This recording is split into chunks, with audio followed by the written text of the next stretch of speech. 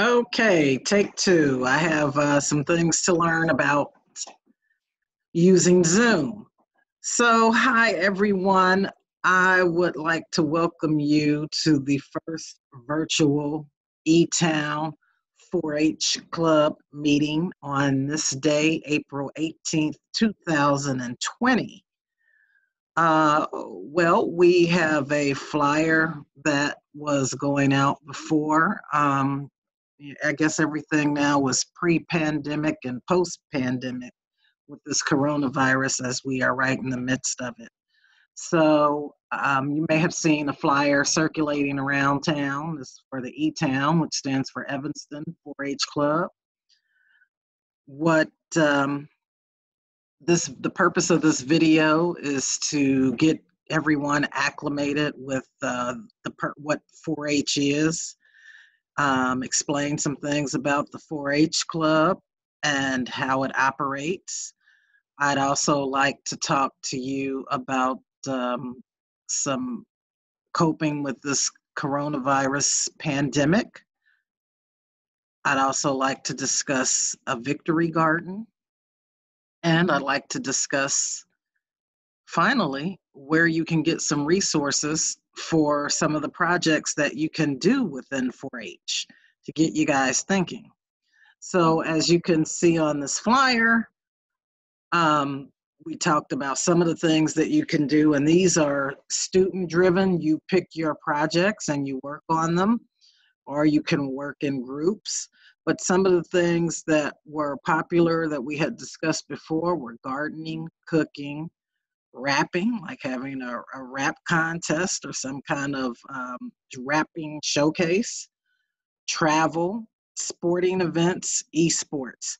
So these are just some of the things that you can do in 4-H. But before we go into that, let's talk about that logo for 4-H. So you can see it's four-leaf clover, and you can see that there are H's within each of the leaves of the clover. Does anybody know what that means or what it stands for? Well, one of the H's stands for head, heart, hands, and health. So that's head, heart, hands, and health. Did you know that there is a 4-H pledge that you should learn when we do every meeting? Well, let's go to that and let's talk about that, that pledge.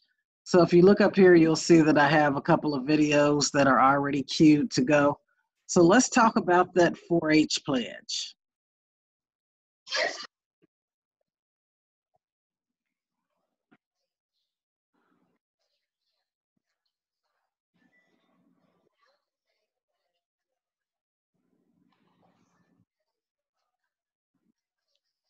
They're thinking, my heart to greater loyalty, hands to larger service, and my health to better living for my club, for my community, my country, and my world.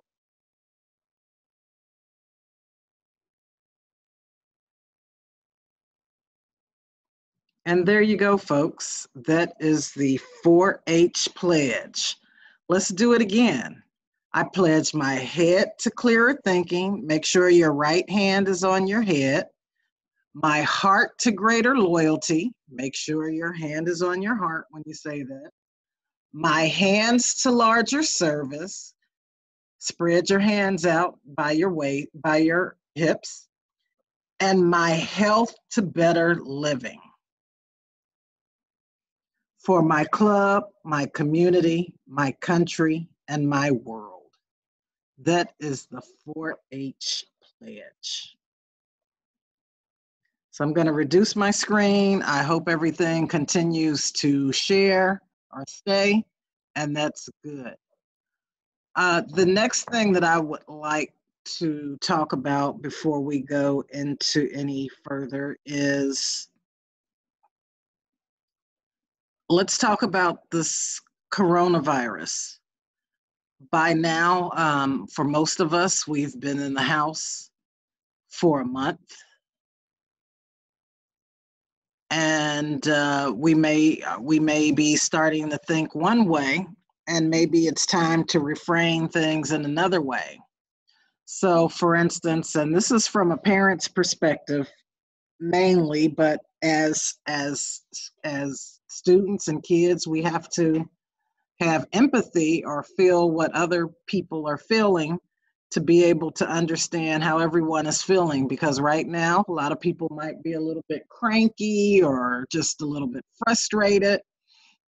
So sometimes the first step is just rethinking what you think, just kind of taking those thoughts and making them into positives. So for instance, you have this mom laying here with her child, and she's thinking, I have so much to do. I need to get up. I don't have time to lay around like this. What might be more helpful is to kind of reframe that. This feels nice. I'm allowed to rest and have this moment of peace. So we know that we aren't going to be confined to our houses forever. So let's reframe our thinking if we're getting frustrated, and let's try to think in the positive.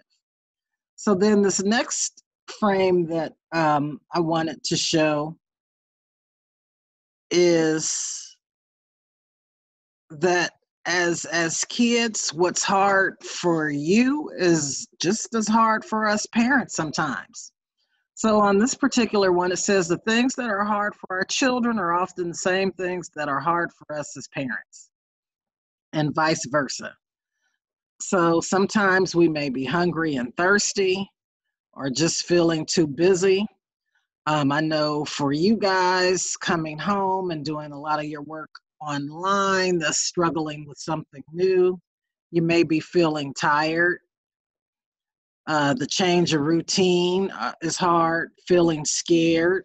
A lot of times we're in some very uncertain times here. We just don't know a lot about the coronavirus, so it's okay to be scared.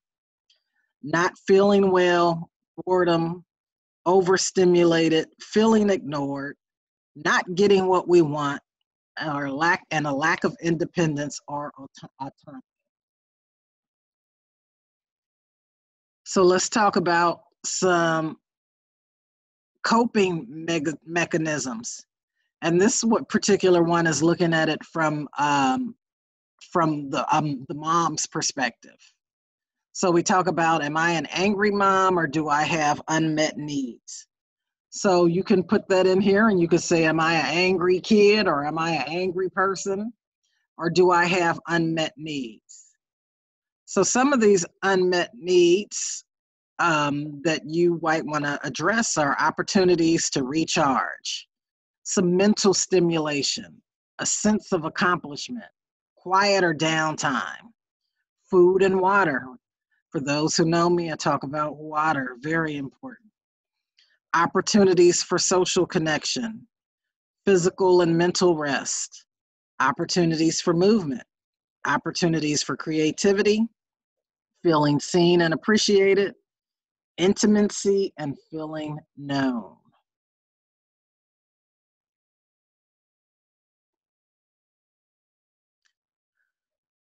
So during this time, and again, we're looking at this from a parent's perspective, so put yourself in here as well. So it talks about waking up before your kids. As a kid, you may want to wake up before everybody too, just to perhaps if you got a full house to have some quiet time, some me time. You might try cooking a favorite recipe. I know since my daughter has been confined, she never cooks. She's been cooking up a storm, and she's actually pretty good. Moving your body. My other daughter, she's been exercising more and looking nice and fit. Watching a favorite movie or TV show, listening to music or a podcast, setting boundaries around conversation topics, disconnecting from social media. I think that one is very important, and I'm going to segue into that when I'll get on our next topic. You need to talk about how you're feeling. Talk to someone. You need to ask for help if you need it. You need to stay hydrated. Remember that water is important. And this one also, getting dressed. Even though you might not be going anywhere, sometimes getting dressed is a great dose of medicine. So one of the things that I like to focus on that I hope that you might like as well, because I feel it is very important. I think gardening and getting out into the yard and getting that vitamin D sunshine is very therapeutic. Studies have shown that contact with soil, soil has things in them, nutrients and things that help to recharge us and recharge our body. I firmly believe that. I get really happy when I can go outside and get in my garden and grow something. And that leads me to our next segment when we talk about a victory garden. A lot of you may not know what a victory garden is, but they were planted during, the government, the US government encouraged people to plant gardens during World War II for a couple of different reasons. So I'm going to show this brief 1-minute video so you can take a look and see what a victory garden was and how we can relate it to our time.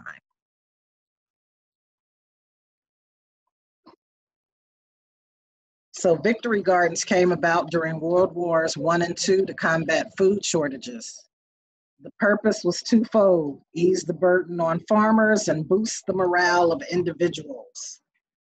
Now we're engaged in a very different war against the coronavirus, which calls for many of us to stay at home. It's the perfect time to take a cue from past generations and plant victory gardens.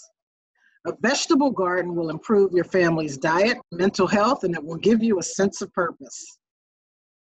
Start by planting leafy greens like lettuce because they germinate quickly. They also grow rapidly and sport colorful leaves and stems and grow well in containers or in the ground. With cool temperatures still lingering, it's also a good time to plant broccoli, cabbage, or cauliflower. While you'll want to wait until after the last frost to start out summer veggies, so that's just that's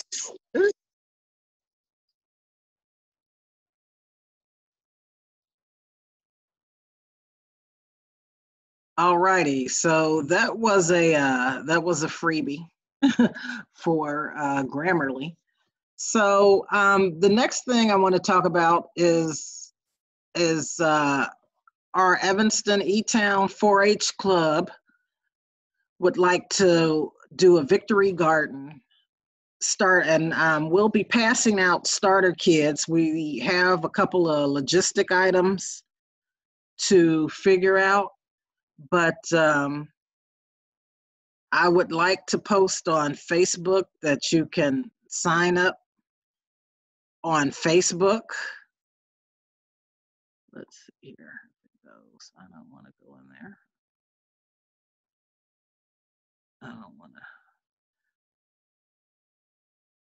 So we'll be passing out everything that you need to plant a victory garden in your house if you don't have the room. I don't know why this go away. So I'm looking for the link here. So there is a sign up for this. Let's see if it's in here somewhere. And I am not finding it.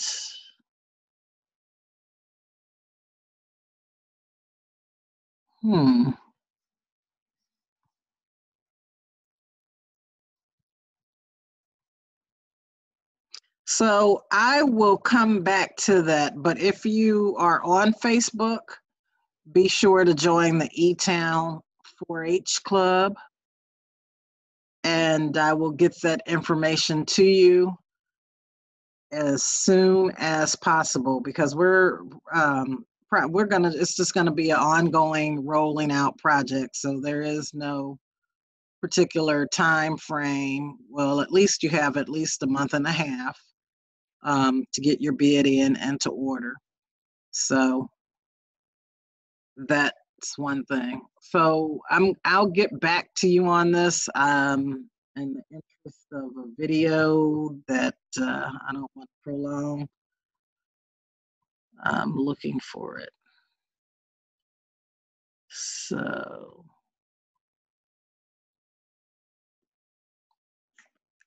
And if you need to see any of those sheets about coping with the coronavirus, they're on this page as well.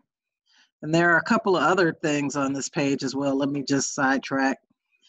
A lot of things are being done online. So we have Tony Staubach, who is our extension educator in 4-H youth development. You'll see some of his Zooms listed on here each week. He's pursuing different topics. So just take a look on the Facebook page and you can link directly to those. This is a very informative site. So the next thing that I want to show you are some of the projects that we have now that you can actually do at home. So if you go to Ohio 4-H, if you look at the top here, or where my cursor is, you see ohio4h.org, and then /stay-at-home projects. You could also Google Ohio 4-H stay-at-home projects, and you'll come to the same page. So here we have some free downloads of different projects. So you have Discovering 4-H, So Fun, My Favorite Things. So they have listed on here about 21 projects that you could choose from. And it lays out everything for you. So you can see there's one for Ohio birds. There's one for those of you who might be interested in knot tying. Science fun with kitchen chemistry. So for instance, if you click on the Ohio birds, and this is about bird watching, very interesting. So the table of contents tells you everything. You have the project guide for first year of project. This is a 2-year project, by the way. Then you have observing the birds around you, getting prepared, getting acquainted with birds, learning to identify birds, learning about birds with their nests, birds at your feeder. Then you have talk about common species of Ohio birds, so you'd be able to identify them. Then you have your part 2, which is your second year, and he talks about observing birds in different habitats, bird identification review, adaptations to habitats, and a checklist of some other birds in Ohio. So it's very detailed. I won't go into that now, but I do want to introduce you to just some of the things, some of the options that you have as a 4-H member. So I'm going to close out of that. And again, I want to remind you that you can join the eTown 4-H Club. So it's eTown 4-H Club, just plug that in. And make sure that you like the page. Here's, this is the Ohio 4-H Twitter account. You can join that for those of you who like Twitter. So I'm going to wrap up now, but I like to let everyone know that we meet the 3rd Saturday of every month from 1:30 p.m. until 3. When we go back to our physical location, we'll be at the Evanston Recreation Center, Cincinnati. All are welcome, whether you live in the neighborhood or not. So this is Hope Gordon, and I am signing off now, and you have a great day.